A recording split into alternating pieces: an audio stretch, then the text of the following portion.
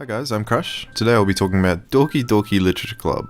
Now hear me out on this might look a little bit weird. I was browsing Steam the other day and I saw that this game was in the new and trending, and it had an overwhelmingly positive reception. And it also had the tag psychological horror, which it doesn't look like from looking at the image or the trailer. It just looks like a very weird sort of weeaboo sort of game about 4 Japanese anime girls. When you go into the reviews, lots of people say don't look up anything about this game. Just play it. You need to experience it. Trust me, it's good. And it definitely had me curious. At the moment on Steam, it's actually free, so I was like, hey, what have I got to lose? For the first 40 minutes, I was basically like, what the hell am I actually playing?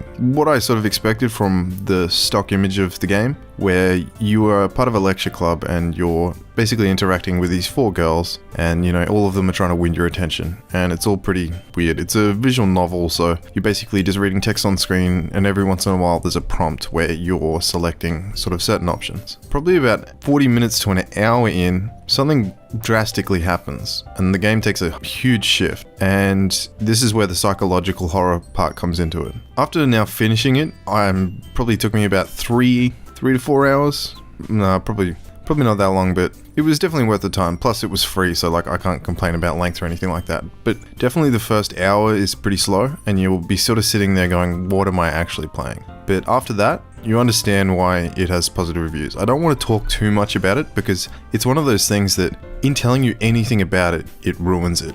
It's sort of an experience, and knowing even the smallest thing about it, you just basically need to take people's word for it, that it's something that, just set aside a night and just play it. As I said before, it's a visual novel, so it's probably not going to be everyone's cup of tea. The characters are pretty likable, but where it really shines is that psychological sort of horror thing and the sort of themes that it touches on. When you start the game up, it has a warning saying this game is not suitable for children or those who are easily disturbed, if that kind of puts it into context. The music could probably definitely get to some people. There's probably about 3 to 4 tracks and then they sort of loop over and over again. Towards the end there are different spins on it and that sort of stuff, but I can definitely see how that might get annoying to some people. There's no actual talking in the game, it's all text-based. So you could put on some music or stuff like that, but it sort of ruined the atmosphere, definitely in the later part of the game. At the moment, you can download it from the developer's website and also on Steam, but you could basically run this on a potato because it's a visual novel. There's no cutting-edge graphics or anything like that.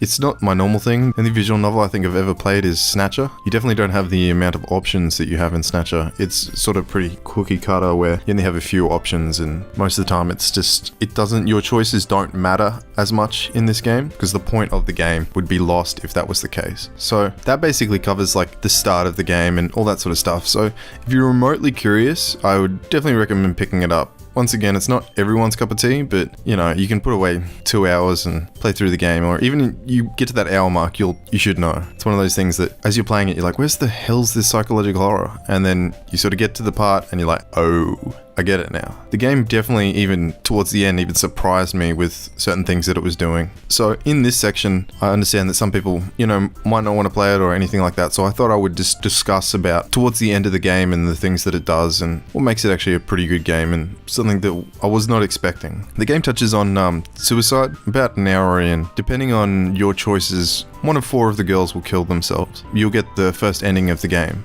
You're sort of like, oh shit, made a bad choice there or that sort of stuff, but there isn't anything you can do. 1 of them will die. You only realize when you go back to the main menu and you realize that all your save data has been deleted and that the main menu is all glitchy and where it says new game is just not legible. It's all gibberish. So you click on it, and as you click on it, you realize that you're starting a new game. The first sort of section where the girl that died, she has been deleted from the world. She does no longer exist. You're playing the same story, but that girl, she no longer exists. But there's remnants left of her. The text is completely changed, but every time she would have come up, sort of glitches out and brings up these sort of on-prompt screens. So that's the start of it. Obviously that's not all it does. As you get further into the sort of second playthrough of the game, the characters themselves are even more unhinged. At the start of the game, you understand that one of them is depressed, but when they jump to suicide, it's not a shock, but it's not really expected in the style of game. And in the second playthrough, the characters are a lot more unhinged. glitched. They go at each other and they say weird shit. And it gets to a certain point and another character will kill themselves. And you'll sort of be like, what the fuck? After the game like glitches out, it goes black screen on you, it moves the cursor for you, it does lots of different sort of psychological things, it breaks the fourth wall, it knows if you're recording the game, it knows where you bought the game, and all those sorts of details. And so once this starts, the game sort of comes to this point where it just goes over and over. It's in a loop, like the text prompts, which is all gibberish, is in a loop, and you see the sun set and you fade, and you try to reload a save and it does nothing. You try quit to the main menu, it does nothing. You can't do anything but quit the game. And you're sort of like, well, you know, is it glitched? Like, what the fuck's going on? I know it's free, but god damn it. If you reload the game, it instantly kicks back into the story. It was obviously forcing you to do that. It knew that that's what the player's reaction would be to do. It does lots of little things like that. It eventually gets revealed that one of the girls was manipulating the other girls the whole time, and that the game does this weird thing where if you actually go into the files of the game, it has lots of different sort of files, and as you progress through the game, it deletes certain files or certain characters and actually deletes them, or it'll have messages in the files from those deleted characters begging for help, or these very, very strange images. Towards the end of the game, there's only one girl left who is the manipulator. And you eventually get to the point where the same sort of thing, she's talking to you and you quit out of the game because there's nothing else you can do, and you go back in it, and it's very sort of creepy towards the end with like sort of what she's saying. Once again, the second you start the game, like it's bam, like right there in your face, like she's talking to you again. There's no like, you're expecting the intro to start. Sometimes the game fakes it, the intro starting, and then sort of gets you. I wouldn't say there's jump scares, like I didn't get scared. It was more just like every time something like that happened, I was like, wow, that's pretty cool. Like it's not like a jump scare sort of game. I wouldn't go into it expecting that. And eventually the girl that has sort of caused everything, you kind of work out that you could just delete her. So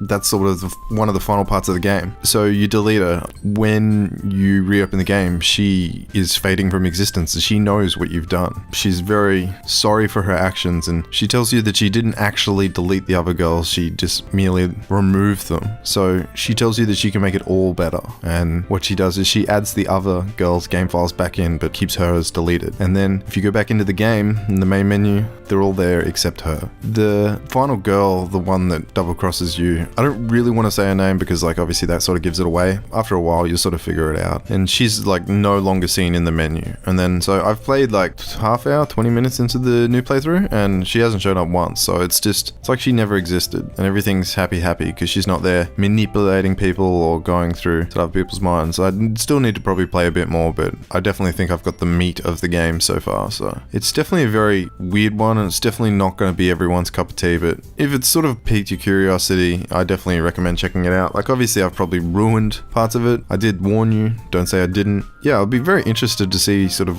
where the studio goes from this, and I'll definitely be keeping an eye on them because it's definitely stuff I want to check out. You can actually donate to them if you do like the game. You can buy a fan pack, which is on Steam, or you can donate to them on their website, which, you know, like if you are that way inclined, feel free. For a free game, shit, yeah, it's pretty good, but it definitely won't be everyone's cup of tea. Well, thanks for watching. You guys know the deal. If you're logged in and can be stuffed, like, comment, subscribe, and if not, have a nice day. You know, is it glitched? Like, what the fuck's going on? I know it's free, but god damn it.